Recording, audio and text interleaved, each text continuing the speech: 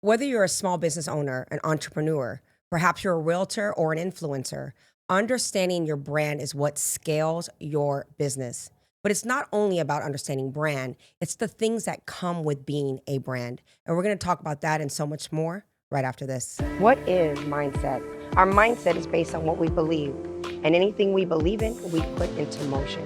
I have spent my life putting the mindset of perseverance into motion, and now I am here today to share my journey along with others whose mindsets have changed the course of their lives. Hi, I'm mindset coach Lorraine Lindsey, and I believe that if you can change your mind, you have the power to change your life. So are you ready?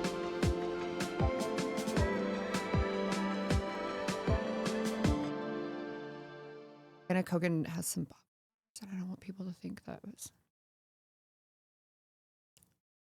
So I'll edit this part out. So take her off, right? Yeah, just mention the 3. Okay, you got That's it. fine. Welcome back to another episode of the Lorraine Lindsey podcast. We are all about mindset here. We believe that if you can change your mind, you have the power to change your life. And when we talk about mindset, today we're specifically talking about the mindset behind a brand. Today I have a very special guest who specializes in building brands for anyone out there, whether you are an influencer, whether you have a small business, an entrepreneur. She's really the expert on how to build that brand, particularly using social media. So I'm going to give you a little bit about Char. I'm super excited to have you on the show because we're going to be talking about so much stuff when it comes to branding. But a little bit about Char before we get started. Char Modelle is the owner of Brand Social Consulting, operates a full-service content agency with a focus on personal branding and Instagram expertise. Her mission centers on assisting experts in launching their personal brands on Instagram, refining their messaging, implementing viral content strategies, crafting compelling storytelling, and fostering online communities. Understand the challenges faced by multi-passionate and busy entrepreneurs. Char specializes in equipping them with the necessary tools and content for rapid and successful brand development. Her objective extends beyond mere follower count growth. She aims to help clients attract opportunities, generate income, and cultivate personal brands that authentically reflect their passions and values. Among her roster of clients, past and present, are notable figures such as Cody Sanchez, Michael Sartain, and Lisa Sutton, just to name a few. This year, Char is poised to launch the Personal Brand Accelerator course designed to empower individuals to establish their personal brands on Instagram using proven methodologies she has refined over years of client work. Beyond her professional pursuits, Char finds inspiration in her personal passions. She curates a foodie account, engages in content creation through travel, and finds fulfillment in connecting with individuals along her journey, gathering stories and fostering meaningful relationships along the way. Whew, that was a lot. It was a mouthful, girl. Well, you are a mouthful. You got a lot going on. I am super, super excited. Yeah. We have talked a little bit.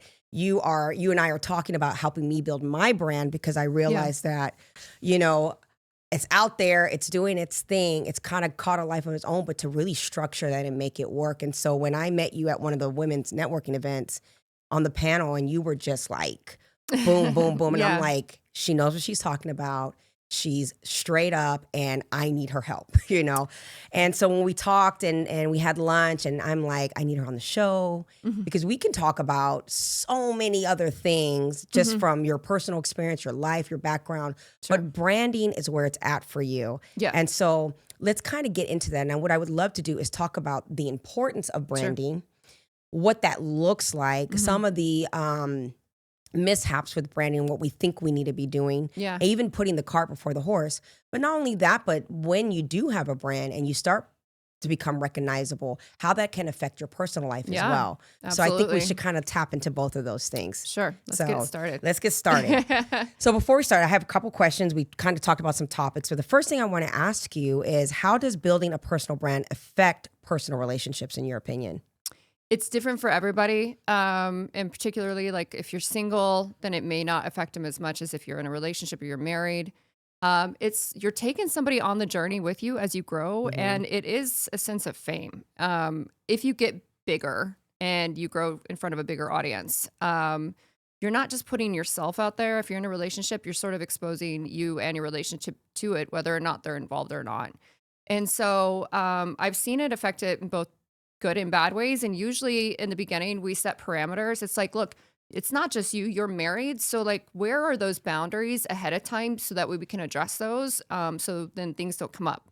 I've had, clients say, oh my gosh, you can't use any of that footage. The back of my house is showing, and this is a Hmm. security issue. Or this person asked to blur out their image. They said that they were offended that I used them in content. And so things will come up that you're not expecting and Hmm. cause, some little fires that you have to learn to manage along the way. I think is interesting about that too is in thinking about brand, also considering the fact that let's say you're starting your brand out and you're single, and then your life evolves and things change. That image can be, I mean, it could be evergreen depending on where Yeah. that brand goes out. And I know that sometimes even when you create brands, Hmm. uh, sometimes the brand needs to be revamped. It needs to change. It needs to kind of cultivate into something different. So how do you manage that where they can kind of anticipate uh, where the brand can go, Sure. how to tie it to who they are without maybe being overly exposing themselves? Mhm. So everything I do with a new client, and a lot of them are high level entrepreneurs. They don't know what a boundary would look like. So Mm, I'll show them like other individuals who are successful and how we can model their content after it. So let's say you're like, look, I want to be the next Tony Robbins. Then I'll say, okay, let's look at his content. What do you like and what do you not like about it? mm-hmm. And are you comfortable sharing your family, or is this not something you want to involve? Do you want to talk about your relationship, or do you not want to bring it in? Because ultimately, I don't, it's not just brands that I focus on, it's personal brands. Mm, And it's called personal for a reason. Like there's elements of it that is involving your personal life, but to what extent? right, Because how can you connect to an audience if you don't share anything about you that matters to you? So, right. and I'm not saying you have to share your relationship, but like you can connect to them in other ways. And that might be through the passions and interests of yours. I have somebody, a client of mine, and he's interested in like gaming, like video games, but he's brilliant and is into buying and selling businesses. Wouldn't know it, but we want to integrate some of that into his Gotcha. content because that's like something personal to him. But if he says, look, let's not share anything about my family, then we'll find ways to do it without, that. So we create boundaries by showing them examples of it. Do Mhm. you think that there's a difference when it comes to branding, whether it's a product driven business versus a service driven business? Because I've Yeah, had people ask me the question just because they see some of the following and the growth in sure. my following. And they're like, do you incorporate your personal life into this? Do I tell Yeah. stories of this?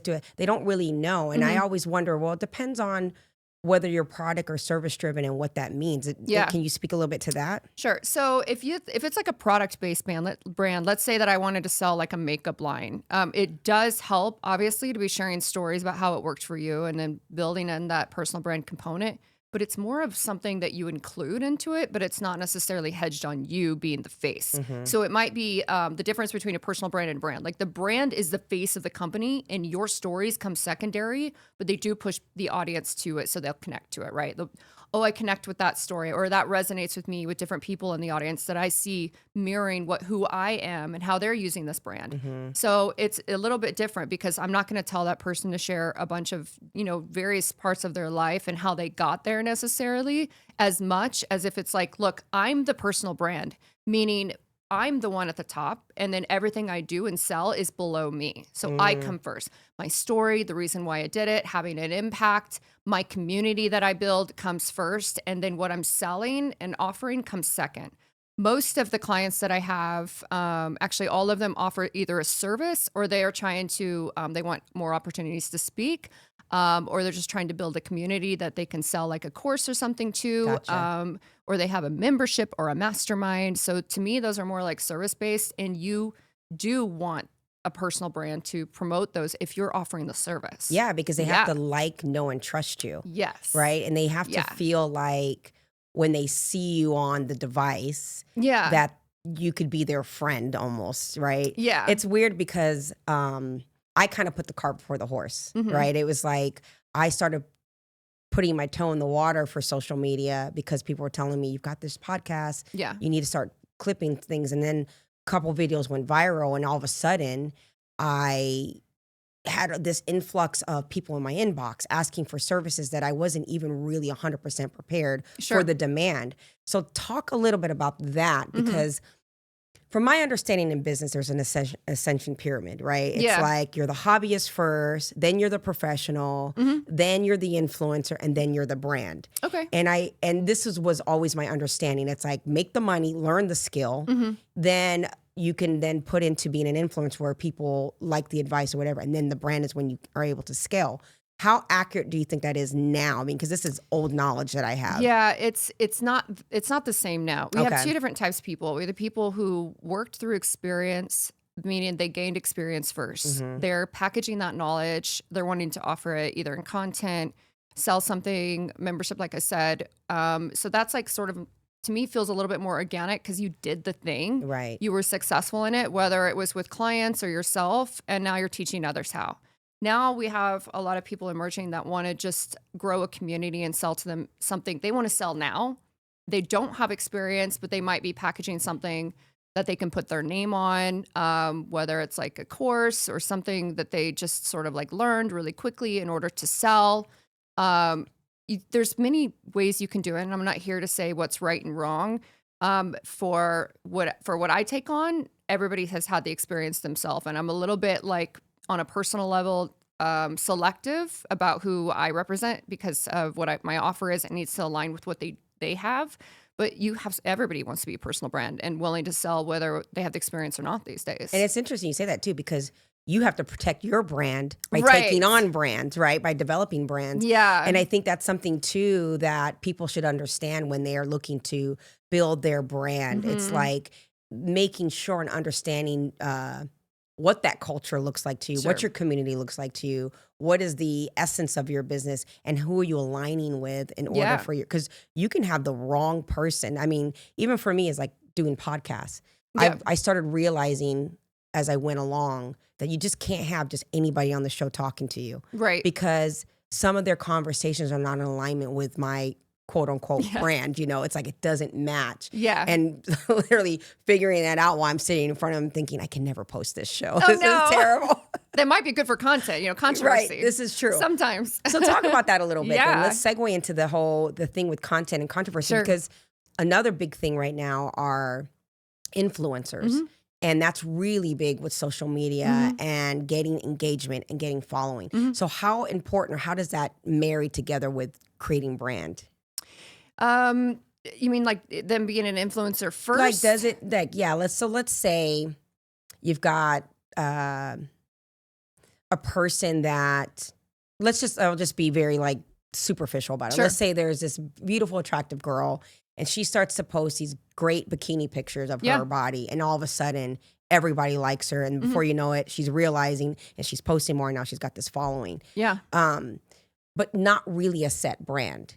So I guess what I'm asking is, how do you tie that in, or how important is it to understand that you can have the following, but to have a brand, Oh, it's not the how same that's, thing. yeah. Yeah, So, always. so explain that. Yeah, just because you have a following doesn't mean you have a personal brand or brand. Really, and that rings true too. Like they had that story where a girl tried to sell like 20 t-shirts in order for something to go to press, and she had 1 million followers and she couldn't sell 20 t-shirts. You have attention. You don't necessarily have a community. Ooh. Yeah. There's a difference between the two. And so we want you to have attention, but where the brand really comes together and you get those like raving clients, customers, fans, community, is your connection to them. And plus they need to know, like, why would they buy from you? Are you there just for attention, or are you there to offer them something that solves a problem, or something that they just like, that gives them a feeling, right? People buy emotions. So if you're selling something that makes them feel better, of course you can sell to that, or just something that they really enjoy. Like they're people outside of like who I obviously take on too, and they're just in the comedy area, and people will buy tickets to their show. They're a brand, right? And so, but they connect with their audience, Right. And so to me, it's really important. If you want to have a personal brand, we reverse engineer from it. It's just a fancy way of me saying, what is your goal with it? Right. And if it's just to be famous, like that's not good enough anymore. People are asking questions like, why are you wanting a personal brand? Okay. Then when I know why, then I'll ask you what you plan on doing with your personal brand. Like, do you plan on selling something? Do you want to grow for an opportunity? Do you want to get more doors to open? What is the purpose behind it? because I need to know what that is in order to help you build a personal brand. Otherwise, you're on a personal growth journey and you need to figure that out. Right. Yeah. That part. That's well said, because I think that a lot of people Yeah. confuse it. It's like, oh, I've got followers. Just because you have followers, it doesn't Mhm. mean you have a personal brand. Right. And that personal brand is what scales you as a business, is what makes you a business. You're recognizable. Yeah. People know that brand. And I mean, we see brands all day long, whether it's product or service. We just know it. You see the little logo even on your tabs on your Yeah. computer, right? Yeah. So speaking of that, we're going to go into like this imposter syndrome thing. Yeah. And what a lot of people out there will do that's what I think sometimes triggers imposter syndrome. Like trying to build a personal brand to get the following, Sure. but it's kind of somewhat of a facade. And Yeah. so when people want to tap into a little bit more, you get this anxiety like, I'm not really the real deal or whatever that may be. So talk a little bit Yeah. about that. Like you said The something like, your personal brand isn't standing in front of a rented Lambo to sell a course. Right. Yeah. I feel like, look, we all, doesn't matter how successful you are, will go through phases where you feel imposter syndrome. But if you're sitting in it constantly, to me, that says you didn't put in the work to really know your shit, or you don't have the experience to really back what you're trying to offer or sell or put yourself out to be. Because like it comes in waves, right? Like it'll always come in waves, because you will always be in a room where somebody did more and did better and makes Right. more. Yeah. And so that's normal, because as humans, we're always comparing ourselves to other people, and especially to the people that we aspire to be. But if you truly are struggling because you're just like, I'm just not feeling what I'm selling, and like I don't even know if I'm qualified for this, then put in more work so you have more examples of what you're doing, Right. so it feels more proven than just trying to, like I said, like just you can have cash and still not know your shit. So Yes, so true. like I don't care that you stood in front of a rented Lambo. I don't care if you can afford the Lambo. How Right. did you get the Lambo? Can you teach me how to get the Lambo? Because if you got the money from someplace that I can't get it from, then for me that knowledge is pretty useless. Absolutely. So like, let's say you got the money from one investment or something like Bitcoin. I don't know. I'm just throwing it out there. And then you're trying to sell a course on like how to grow a platform or build a personal brand, for example. That don't mean shit to me if you don't really know how to build a Yeah. personal brand. I'm not going to listen to you just because you have the money and you have the coin and you're in front of the car. Doesn't mean you know your shit. Right. That's Yeah. so true. It's so funny you say that, because when I started getting videos going viral, I would get people asking me to come and talk about building social media platform. Yeah.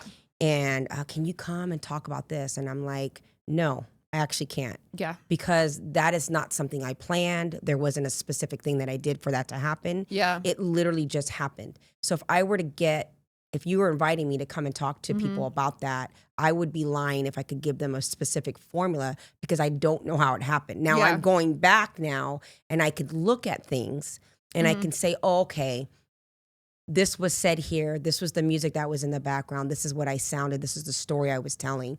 And maybe that's why. But to really piece it together where I could teach it, I know that I can't. And so circling back to the imposter syndrome thing, I didn't want to trap myself into that. Yeah. Just, I didn't want, for the sake of the popularity, for the moment of the popularity, to create a platform of me talking about something that I really don't have expertise in. Yeah. It just happened. Yeah. But I also too, like, what's interesting, what you're saying, again, on the imposter syndrome thing, I had a lot of struggles with that, especially in the beginning of my coaching career. I started Sure. coaching in 2014, and I literally was like, I've been through a lot of things in my life. I've done some things of resilience to get me out of those things. I would love to help other people, but not really knowing specifically how I was going to do that. Sure. And so then I started taking courses and learning things and getting certified and stuff like that. But in the beginning, there was this feeling of like, what if I get in front of somebody and I tell them the wrong thing? Or what if I'm Yeah. not good enough? Or what if I can't give them the value that they're paying me for, kind of thing. And just really crippling myself to the point where I kind of shut down business, Sure. And so I feel like for some, the imposter syndrome is because they are imposters. And then there are some that just don't believe that they're enough in their work when they really, truly are. So, Yeah. so when you have people come to you and you can sense it, or they're directly telling you that, how do you navigate that to kind of get them to see that what they have is worthy, or to basically tell them, no, you got to figure your shit out. It really comes, okay, so in the beginning, when you don't have a lot of experience, find people that you can either discount it or trade for free. Get, and this isn't under the assumption of clients, but you might have something that you're trying to sell that's not service related, but we're going to use this one as an example. Like, let's say you are, and you're wanting to coach, and you're like, okay, but like, I don't have as much experience as a 20-year coach. But you still know more than the person that doesn't know anything about your field. Like, Right.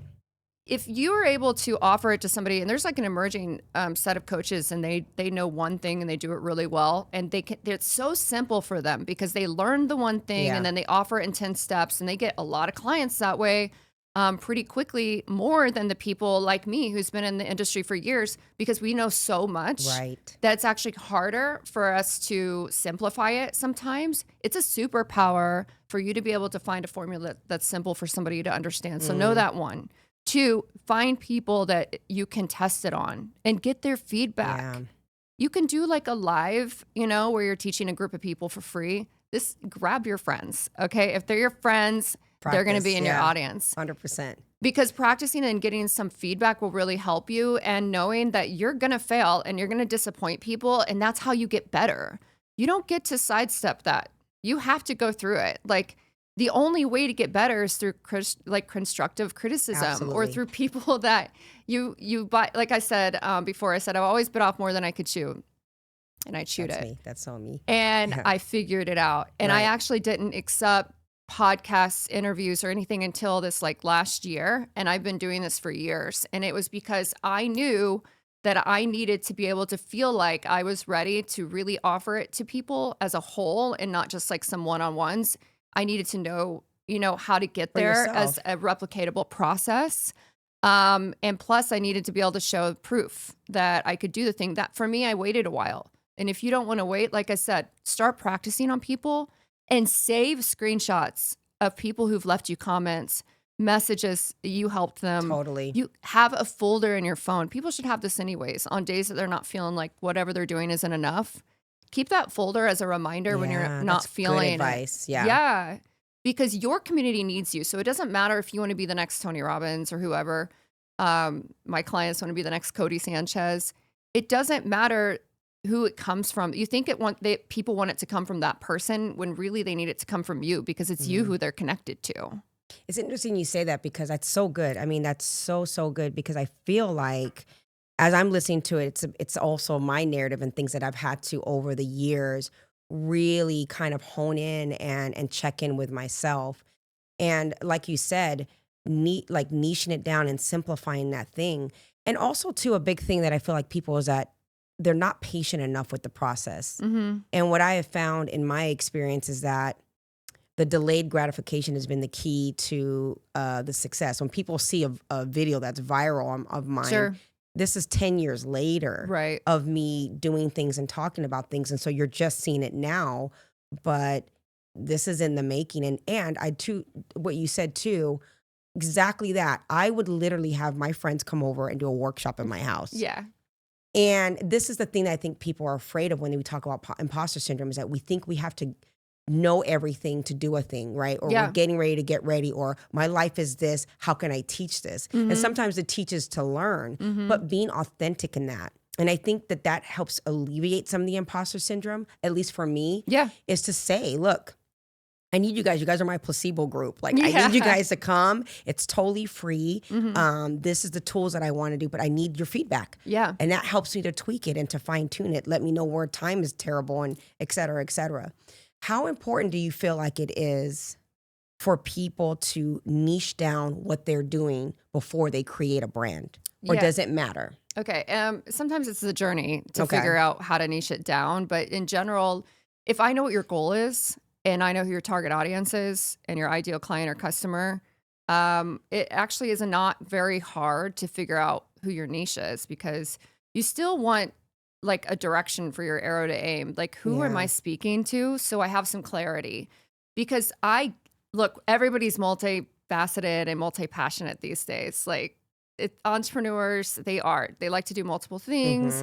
We're not just one-dimensional human beings. So when I say niche down, I don't mean that you have to be one-dimensional. and never talk about other things. Right. There's a lifestyle integration component that should take place in a personal brand where we're including things that is just naturally happening in your life, things that make you you and your passions. So niching down is really just like I said, what is your goal? So that way we can speak to a specific audience. Now we're going to cast a wider net with other content because we know as a personal brand, sometimes you're going to say things that like you believe in that isn't necessarily tied to the goal. So let me give an example. Like let's say, like I have a client of mine who in real estate, and they want to teach people how to become real estate investors. Okay, but like she's interested in other things. She's also like a foodie. So I would say include some of your nights out, like foodie Right. restaurants and things. We'll use it as B-roll in your content. So it paints a picture of who you are. Right. So you can connect to an audience. Like even Gary Vaynerchuk, like he's a great example of somebody that connected to an audience through wine and through sports. But he is a biz king, you know? But people connect to you and things that you're interested in, even outside of your main niche, and you pull them in, that's casting the wider net Gotcha. to your main goal. Now they're going to listen to the thing that you really wanted them there for. And they might open up doors to them because they didn't even know it was a possibility to invest in real estate or to start a business or to Right. do X, Y, and Z, you know, whatever you're teaching them. Interesting, like talking about realtors, right? Yeah. Because I work in real estate as well. And again, that's one of the things that people ask. And it's interesting because my coaching business, I keep very, very separate Okay. from my real estate business. Sure. But yet my coaching side has where I have the following.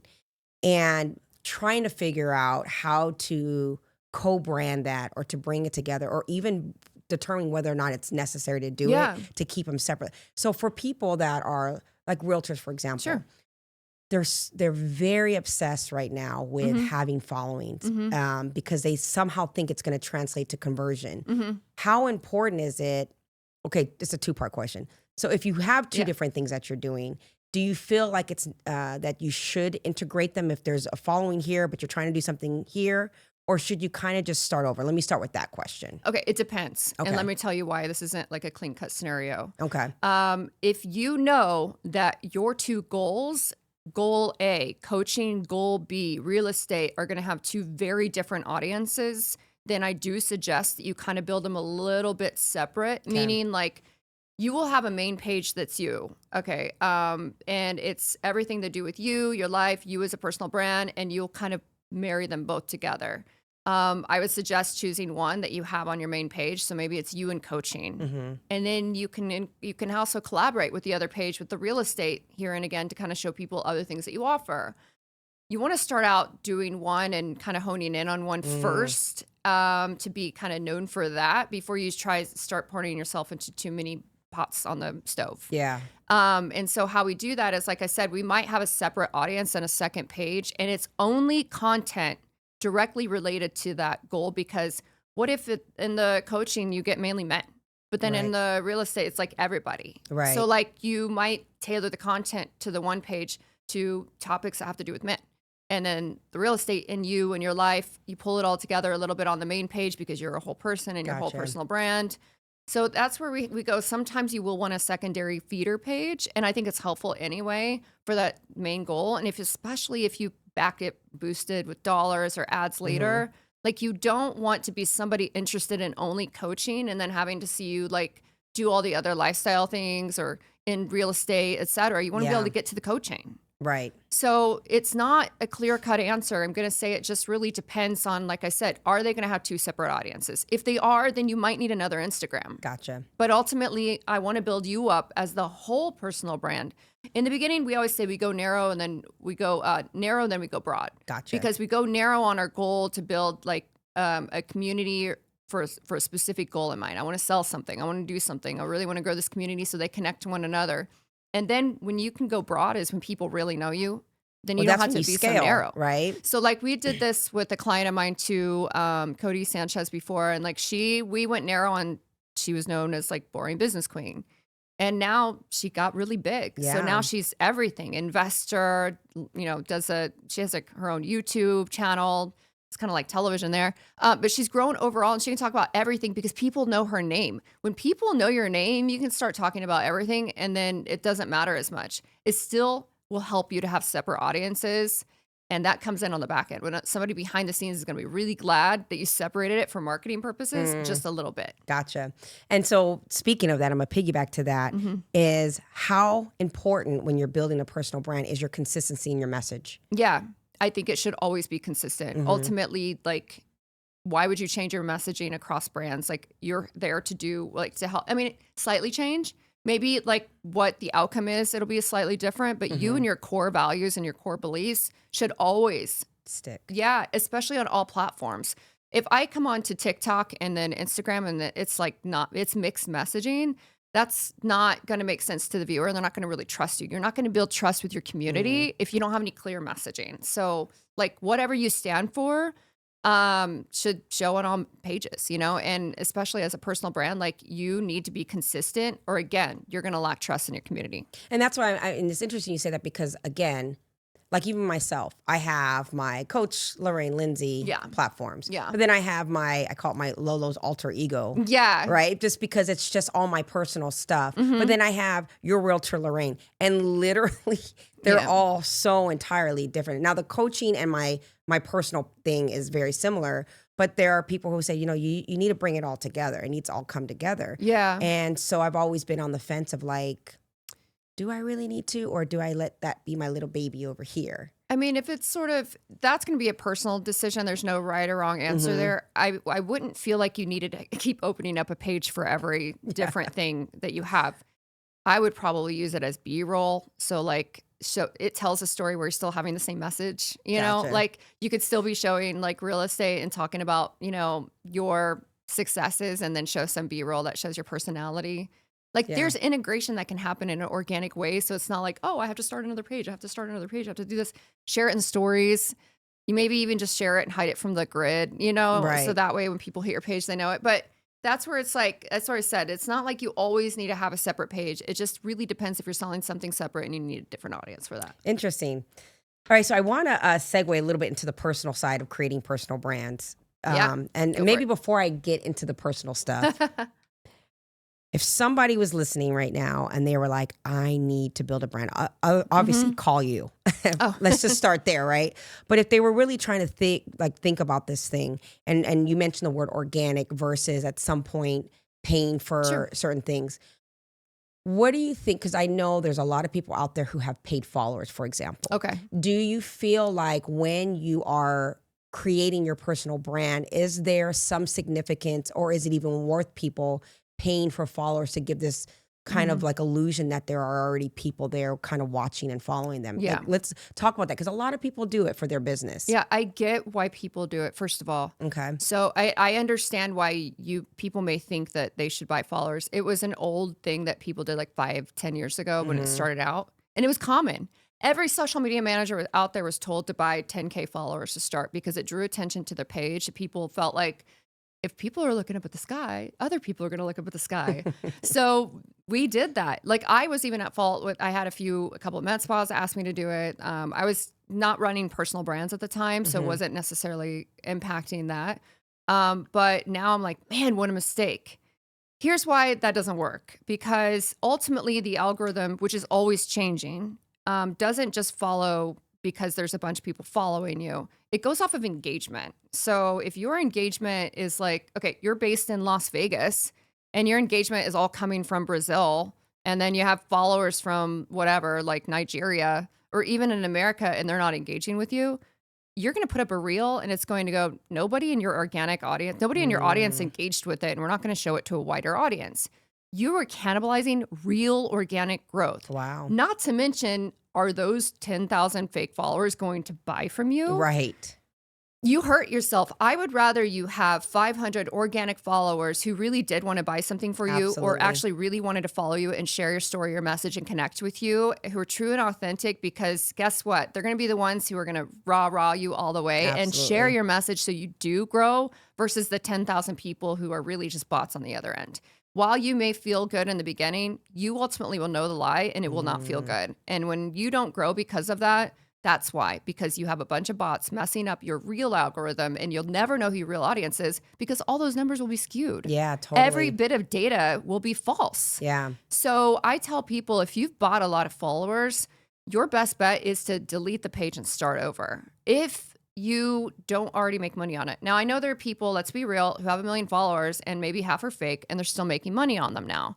I won't tell you to close the page down, but I might suggest that you consider doing a cleanup and then we'll see if we can get your engagement up. Like, but it gets tricky. Again, if anybody says there's one size fits all, get rid of them because they're just trying to sell you something. That's so good. That is so good. I think a lot of people need to hear that because I think the false expectation is that if someone goes on my page and they see I have a ton of following, then it's going to mean that I'm whatever it is that I'm representing is significant because people follow me. Yeah. So they kind of get trapped into that idea. Yeah. I mean, I get DMs all the time with these companies trying to like sell me followers. And to your point, I'm thinking, well, why? There's already bots who start to follow. Yeah. I'm like, who is this person? And it's like, but it's like, what would be the point of me having, paid followers, like you said, if it's not converting into anything, it serves me no purpose, And so just playing the patient game. And honestly, just really focus more on my business than building social media following. But I'm understanding that there is a significance to it because had I not started posting and using social media, I wouldn't have had the amount of clients that start to, they would have never have known because it's a great resourceful way to market what you're doing. And I think there's a lot of power in just being very authentic in that. I feel like most of the reasons why the videos I've had that have gone viral, because I'm just keeping it real. I'm not like trying to hashtag it a specific way or do anything. I just am, in my mind, this is a good message to deliver. Yeah. Do you think that that's important, or is there some kind of flow to the way it should be done? As far as growing? Yeah. I mean, I've created a flow that helps people grow.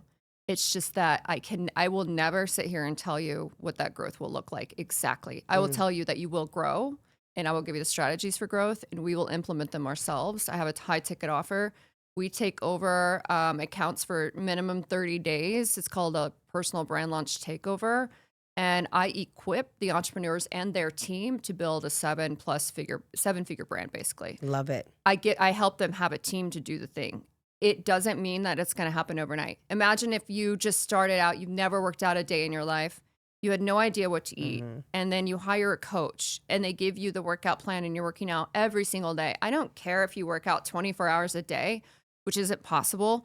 Again, it's not possible for you to lose all the weight and get in shape where you want to be in 30 days. It still takes time. And so while other people are out there selling things and selling like shortcuts to it, going, I guarantee you X, Y, and Z, or, for X amount of dollars, I don't do that. I guarantee to equip you and launch you and help you grow. So you know how to tell whether or not you're hiring somebody that can scam you. So you know how to have measurements and know and understand what exactly you're building. So you know how. Now, it doesn't mean you have to understand every little bit of it. Like, there's a lot to it. Yeah. But you'll know how to have a team member and you'll know whether or not they're good for that. God, it's so powerful to be able to delegate and hire people who... So true. Who that's their wheelhouse. That's what they know. Yeah. Because that is one of the things that I struggled with so much for so long, was just trying to do it all myself and saying this is really taken away from my creative energy. This is taken away from, my coaching and my programs and things like that, because I'm so busy trying to figure out this logistical stuff. And even like, again, having followers and things like that. And all of a sudden everybody's in my inbox and I'm like, okay, the cart's before the horse here. And I wish I would have had somebody to help me know how to manage this, because then what happens, you get overwhelmed and you get stressed out and you don't know what to do with it. So, and also too, the whole personal brand thing, how it can change and evolve and what comes with that. And so let's segue into the personal stuff. So some of the things that we talked about is so let's say you do the thing, like they hire you and they're following your lead, they're doing what you're telling them to do, and now their brand is taking off. Sure. Now when they go places, they're recognizable. People say, I know who this person is. Oh my gosh. Talk about, because I've experienced this myself personally, how as you're growing and building this thing that you have, when it does catch fire, when it does take off, how that can change relationships in your life on the back end. Oh, people will be jealous. It's so And the crazy. people that didn't give you the time of day will suddenly be asking you to go to coffee. And the people that never wanted to listen to you or give you an opportunity will suddenly be beating down the door. Mhm. And there's a little bit of satisfaction you're going to get from that because, and the thing is, it's not their fault. They didn't know you were going to grow and do something big, but now they want a piece of it. Because like nobody wants to be a piece of the journey while you're on your way, Right. right? They all want to be there whenever you've like taken off.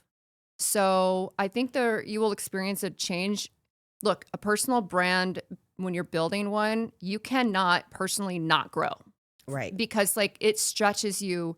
It will expose things in you didn't know were there. Mhm. It will reveal things in you that you didn't know you needed to work on, insecurities, all kinds of stuff, even in your relationships. So true. And it's because you are putting yourself in the limelight and you can't avoid being vulnerable and exposing some of those things. Like now I have to be on camera. Guess what? Like, and I'll even use myself as a safe example. Because I'm building my own personal brand right now too, as I build others. And like, I had a day where I was on Zooms back to back. And like, I had some terrible news about one of my parents and I was just like crying. And within 30 seconds, I went on my Zoom and then I was just fine. And there's times that you just kind of suck it up a little bit and you got to be strong because guess what? Like you get busy and you don't have time necessarily to melt down or you don't have time and you want to be cautious about what you say because people are paying attention. Like I also don't want you to walk on eggshells. Right. Like I would almost rather you offend your entire audience by being authentic and then just sort of like sometimes messing up and saying things than to be somebody who feels like they have to be buttoned up all the time. It's not relatable. And like, I think cancel culture is just another form of bullying. So I get understanding why you're afraid that that's going to happen, but you can't live that way. That's no way to live. So as it changes your relationships ultimately will change because you evolve that much quicker as you're building quicker. Yeah. And sometimes they won't evolve with you. And I think that that's the side of whether you're trying to be an influencer or whatever, wherever you're going to be seen and heard and people and more people start to know who you are. I think that's the thing that, at least for me, I wasn't even prepared for, or even the perception, if you will. Yeah. And what I've learned is that there are times in my life where I was trying and trying and trying, and there were people that were rooting for me. Yeah. But they were rooting for me in a way that they never thought I would ever get to that level of success. It's like they're rooting for you unless you pass them up. Yes. And now all of a 100%. sudden, you're a threat. Right. And they no longer want to support you. And I say to that, let them go. Yeah. Because your circles will tremendously change over time and you're going to put yourself in rooms where you need to grow and it's not going to be the people that you leave behind if that happens. And I think that that's the conversation that most people don't have when you're building something, especially if there is going to be where you're in the spotlight with it, right? If your personal brand is your face, your conversation and everything about you. Literally, I'll give you an example for me, like when I had like my first video go viral. Yeah. And everybody, like I would go to like the gym or something and people started recognizing and it was very uncomfortable for me. Yeah. I was like, this is crazy. And the thing is they would talk to me as though I was somebody like famous. Right. And I'm like, it's literally, I just use my iPhone and like post it. There was no production. There was no fancy thing. I'm definitely not in Hollywood, Yeah. and really having to adjust that. But then what I also started to see was that while some people who were supporting me on my journey, when they started to get that notoriety, so to speak, they just kind of fell off. And it took me a long time to kind of accept the fact that while they didn't really ever think I was going to get here. Yeah. They didn't think that for me. And some of them, their intentions are really, really good, but also recognizing that they're not where they want to be. They didn't take the steps that I have taken. And then another thing too is that behind the scenes of the rejection that I've dealt with, of the times that I just didn't feel like getting out of bed and doing the thing, when I felt incredibly discouraged, or the imposter syndrome, and still pushing forward and still going ahead and still showing up. And so you're seeing this result, but you're not seeing all of the work that came with that. And it could be really crushing and make you want to kind of crawl back in your hole sometimes. Your emotions will lie to you. Mm-hmm. And you will feel like some days like like I'm nothing special, like I don't have anything to offer, and how, and people coming up to me, it feels weird, like why are they paying attention to me? And you need to also sometimes learn to be a little bit more emotionally fit and Mm-hmm. kind of quiet the noise in your mind, and just it's a new phase for you. You're not used to attention. I don't believe as humans that we were built to be able to handle the attention of like fame. Right. I think that's why you see people who are super famous, they destroy themselves. A lot of times they start to destroy themselves and their families and their relationships. I don't think we were built for that. So knowing that it does, then it can be a superpower to go, I'm going to take the extra work to really work on me. Right. I know what's important to me. I'm going to keep the right circles around me who kind of keep me grounded Absolutely. to what really matters to me. Like I had to do that myself in my life and think about like who I wanted around me. It wasn't just people. I don't just want people around me who I think can also help my business or help me grow. I know it sounds crazy, but I want the friends around me that make Yeah. me feel like home. And sometimes those are the people that are just there because they've been there. They're family to you. You Right. can't explain that connection, but they're going to be the people that are there for you regardless. They don't care that you are getting attention or what your platform is that you're Right. growing on. They don't pay attention to that.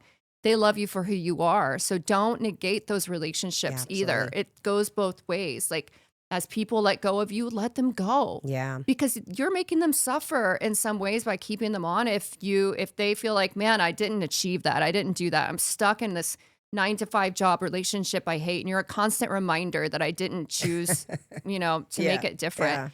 Yeah. And let them go, because that's a battle that has nothing to do with you. And surround yourself with people who truly root for you, and also Absolutely. people that make you feel like home. And I love what you said earlier about also checking in, like as you're doing the work, check in. Yeah. Check into those moments of people saying, God, what you've done has really helped me. Check into the people that are saying, wow, I'm really proud of you. You did Hmm. it. You're really inspiring me. It's like, because sometimes we get so entrenched in the work that you don't come up for air Yeah. and you're just going, going, going, going, going. And the thing too is that at some point it somewhat takes on a life of its own, Yeah. that you can very easily lose your identity in your own personal brand, where it's like, It's so true. I mean, I'm Coach Lorraine to people who don't know me. It's so true, I'm though. Lolo Yeah. to my closest friends, but to other people, it's Coach Lorraine. And so Mhm. when I'm out Mhm. and people see me, and most of the things that I post is for mindset and stuff like that, sometimes I don't want to be the mindset person. Sometimes I don't Yeah. want to have those conversations. Right. And so learning to navigate through that too, to say, I've created this thing, Mhm. and that person, Lorraine, that's who that Coach Lorraine is me, but it's a part of me Sure. and it's not all of me, and not letting that just run away with me. And I love how Mhm. you said staying grounded too. Yeah. Like for me, the biggest thing is, like people will say, oh my gosh, you have this many followers. I'm like, yeah, but that's nothing compared to this person, that person. But I just need to maintain humility with this, because just as quick as something can be there, it can just as easily be gone. And sometimes your window Mhm. is very narrow if you don't know how to stomach what comes with it. Yeah, and don't just build all of what you do online. Like Yeah. I teach people how to launch personal brands on Instagram, but ultimately we copy that content over to multiple platforms. They also have other businesses and things that they do. I've never been a fan of the idea that you dominated one platform and that you just built on that, because look, this is going back, but MySpace days, Hmm. the people that were top of the game, they're in bad positions now. A lot of them, couple of them died, drug overdose, alcohol poisoning, things like that have happened. It's like they covered like 10 of the top MySpace people that were at the top of the game at the time. And when MySpace shut down, their lives went to hell in Wow. a That's handbasket. crazy. And I think about like, what if TikTok gets shut down? Like, what if? And so when I work with people and their personal brand, the reason I'm like, build your brand offline and your community offline as well. Grab their emails, Mm. find a way, at least to have them offline as well. So that way you can build again if you need to, but you don't want all your value to come just off of a platform. You've got to anchor yourself in intention. Yeah. And I think that sometimes we're anchored. I see it a lot where people are anchored in status and beauty. And Hmm. so they get their identity contract becomes very intertwined with that idea. Sure. And if that's taken from them, they don't know how to rebuild from that space, And it's temporary. It's so temporary. Like that window of time is also temporary. And it's just so important that when you're building a personal brand, like I said, you stay healthy for yourself, because there's also like an influx of people who work in my industry, in the Instagram industry, and they're just like, I'm done and I'm disappearing, and like I'm taking a sabbatical. 'Cause it's a lot. I'm going to go. Yeah. And some well-known people have like put on there, look like, I'm burnt out. I'm done. This is great. Peace, y'all. There's like, honestly, there's no way to work within social media and it not be a little toxic. It's sort of like working in in an environment that's letting out poison in the air, and you can't help it. It's just part of it, and so you accept it. But that's why it's like you want to live offline too, not just to. Don't film everything. I think that's so important that you said that. I think that is very, very good advice for people, is to build this thing not just online but offline. Have it be sustainable for you in a way that doesn't depend solely on one way of making this thing. And again, it's measuring your intention. Yeah.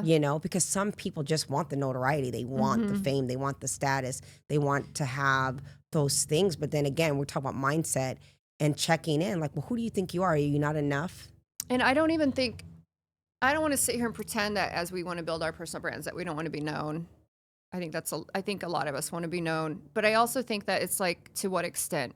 What are you sacrificing? Or what do you want to be it? known for? What do you want to be known for? Yeah. And what's your purpose of being known? Because if it comes, like I said, just for wanting attention, it'll never be enough. Right. You'll always be hungry. Those are the people that start self-inflicting. It's never enough. They don't feel like they're enough. And then they're overwhelmed because they're trying to keep too many people happy. And then they're not even happy themselves. And so there's just so much that goes into it that's behind the scenes. And so when you decide that you want to build a personal brand, you need to make sure first that you should have one. Yeah. Oh, that's great. Yes. It's not for everyone, and I've turned people down. I remember having this guy, and you know what? It could have been like a $10,000 contract. And he said, everybody keeps telling me I need a personal brand. And then I go, do you want a personal brand? And he's like, I don't know. You tell me if I should have one. And I'm like, I need to know if you want one, because it's a time commitment. He was telling me that he wanted more time with his kids already. He felt like, I don't want to take away time from my kids and my family to do this thing. And then I said, then don't build it. Right. You have your money. You're happy in what you are. Don't let other people tell you need to do something you don't want to do. And he didn't. Interesting. Because then this made me think of something else too, like personal brand. As I hear it, is like the brand is tied to me, my name, my face, whatever. And that's a great point for some people, because branding is obviously very important. We see it everywhere we go, whether it's Pepsi or Starbucks or whatever. There's a brand tied to it. Don't LLC your name, because if you build to sell, you won't be able to use your name for things. Interesting. I actually deliberately, so I have my name just to give it, perspective on it, that I use for like my content creator side, but it's not like my LLC or anything. And it's just for fun, but it still opened up so many doors. We're still able to travel and get free, food collabs and stuff with it. And I kept that open because it was important to me. And then I opened up a second one for my business, and I called it Brand Social Consulting. Now, I use my name in general, but on all of my stuff, it's Brand Social Consulting, because ultimately, I know one day I might want to sell this thing, and I don't want to sell my name. Don't sell your name. I love that. That's so good. That's really good, because I think that's what people think. They think that their personal brand has to be literally their name and their face. But it's like you said, if you're looking to scale this thing, that may not be the best thing for you. And it can be like, I'm using my name today. Don't get me wrong, but legal on paperwork, it's my brand. Like, I obviously am branding me with my name, but like, there's just stuff that you want to do. You don't sign off. Like, I've seen people use their name under their actual business license. Like, I don't do that on the paperwork. You can still, like, on the .com even, I have a website that funnels to my name, but it's Brand Social Consulting too. So like, you just want to have things in place, like know the stuff behind it too, because when you're new and if you grow fast, people will be beating down your door to have you sign contracts, and you want to know the business side of it, or you're going to lose a lot of money. And like I said, if I had named it Char Modelle Inc. or something, I can't use my name if they buy it on anything now. Like, that would have been terrible. Interesting. That's so good. Yeah.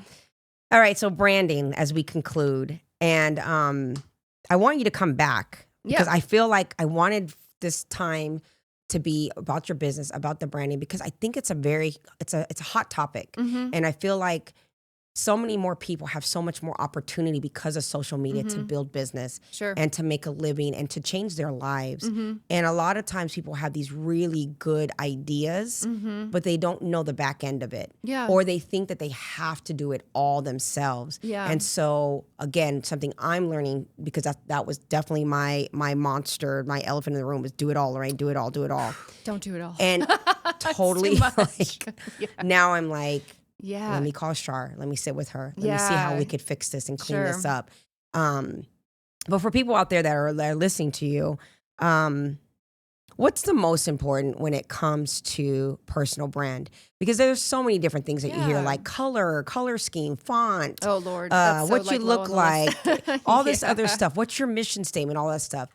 But if you were to simplify it Yeah. and say, here are the top 3 things when it comes to your personal brand that you should really be focused on, what would that be? What do you want to be known for? Mm-hmm. What kind of impact do you want to have? And what kind of result do you want to give?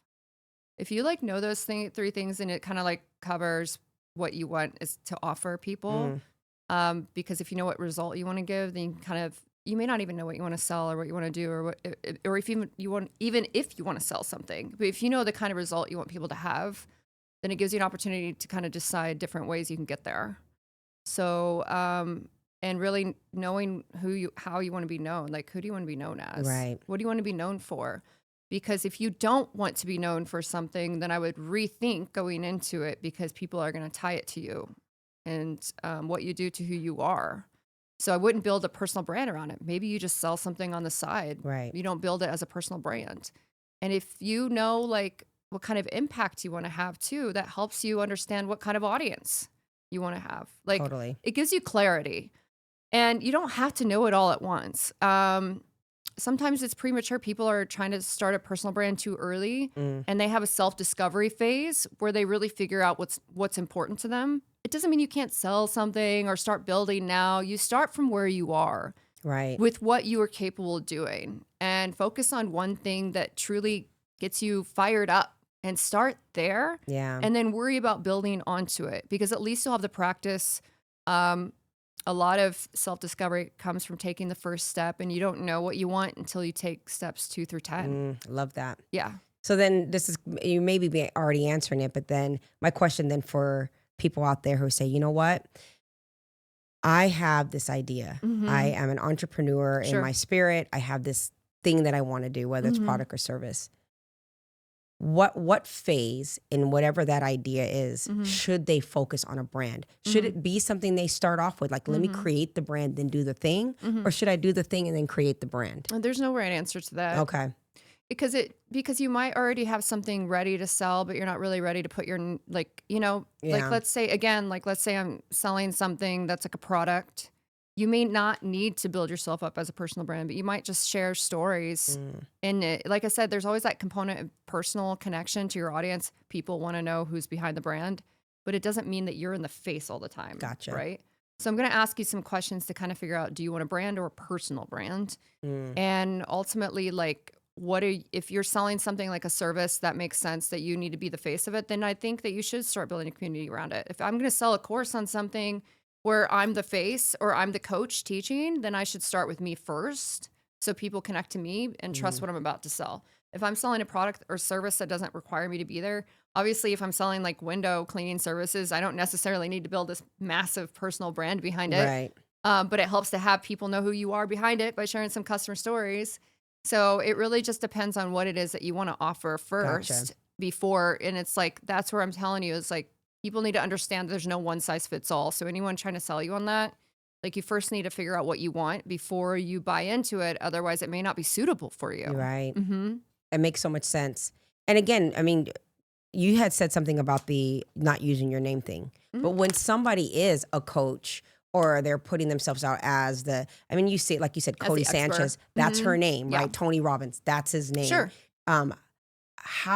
If you're building a personal brand, then how do you get away from using your name, or should you use it in that instance? I'm not saying that you don't use your name. I'm saying that legally you need to have a brand or something behind it that you're signing on paperwork Gotcha. to protect you. So I'm just your name can be your brand. name can be used, but I would have a website, like a business website. I would have an LLC in place that wasn't my name. Gotcha. It doesn't. I can Or could you do like a DBA? Yeah. DBA your name. Yeah.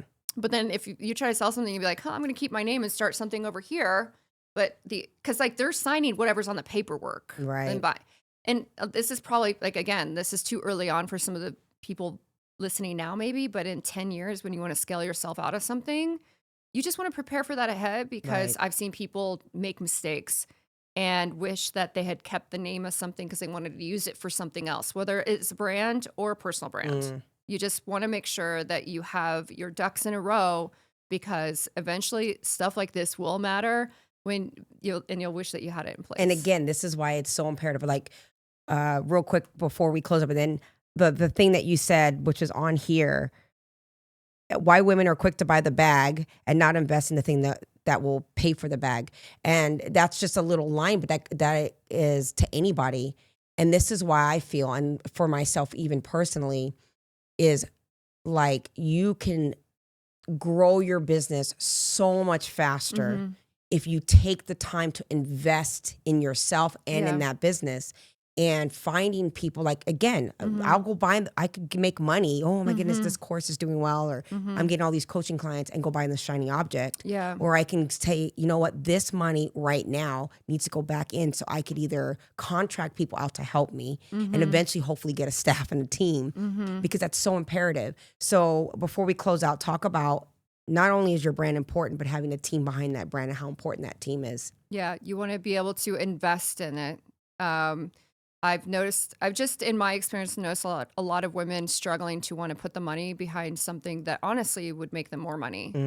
And those same people, like I said, they'll own nice cars, nice bags, nice shoes, but yet they won't put money into something that'll pay for those, like, why would you not want to invest in yourself? You're investing for things to go on yourself. Right. You're investing for things for you to sit in and live in, but then you're not investing in yourself. And so, I think it's just it's interesting because I've had a lot of male clients because of that, where I don't know if women are not necessarily taught maybe early on the importance of investing, as men are. But yeah, what was the original question though? No, about the just the importance of investing in yourself and in your business. Yeah. And how having a brand, but also being able to build a team behind that brand, how important that is. So, and don't do it yourself. Like, I made the mistake to, I actually don't know of anybody that, this is transparent. I hope somebody comments and says, I do what Char does, because I don't know of anybody. I actually teach people how to build a team to launch a personal brand. We launch it. We teach them how to have a team. How many entrepreneurs out there have time to construct all their content, posting, engaging? You shouldn't. You should have your tasks written down. And if it's anything less than $10, my guess, even maybe up to $20, $25 an hour, you should be delegating out, depending upon how much you make. Like, This isn't going to resonate for all of the audience. But if you make, even if you make like $20 an hour, if you can delegate a $4 an hour overseas task to somebody who can help you, like, that will free up your time to make more $20 hour gigs. You know what I mean? And you just don't have it all, and you're not able to perform in the area that you do best when you're doing the tasks that somebody else could be doing that they do better at. Yeah, 100%. So I have a team, like fully functional team from the Philippines, and I love them. They're great. And I chose the Philippines because I wanted them all to be able to work together on the same schedule. And I teach people how to do the same, whether it's overseas or in-house, but that they hire here. But you want somebody who knows how to do the social media posting. Why would I teach you, an expert of whatever it is that you're doing, how to post on social media? I'll show you how to do it, but you need to have somebody else doing it. That's what they do. Like, you're not trying to take on more jobs. Like, you're not trying to become a video editor today.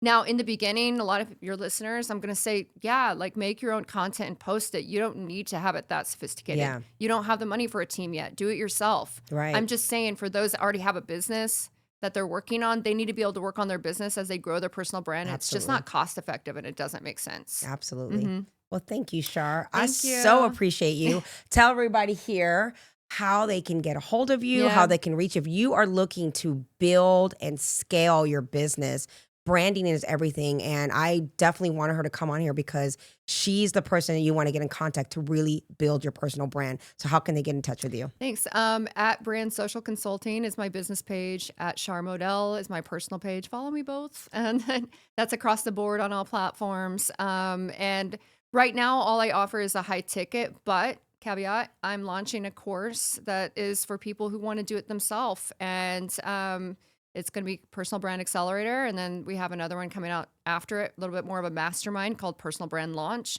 And it's all to teach you how to do it yourself on Instagram. And I'm making it so simple that it's like I could get this done. Like I can do this part in 7 days. I can do this other one in 30 days. So I love it. You'll be happy to have access to I it. will also include her contact information at the bottom of the description for this episode. And until next time, do not forget to hit the subscription button. We appreciate all of your love and support and your following. So if you like this content and you want more of this, please let me know. I love to have guests like Char on the show to give us some incredible value. Happy birthday. Wait a second. She had me on her birthday, and I would like to tell you happy birthday. Thank you, my dear. Everyone say happy birthday, Lorraine. Happy birthday to you. All right. Well, thank you all. And until next time, ciao. Bye.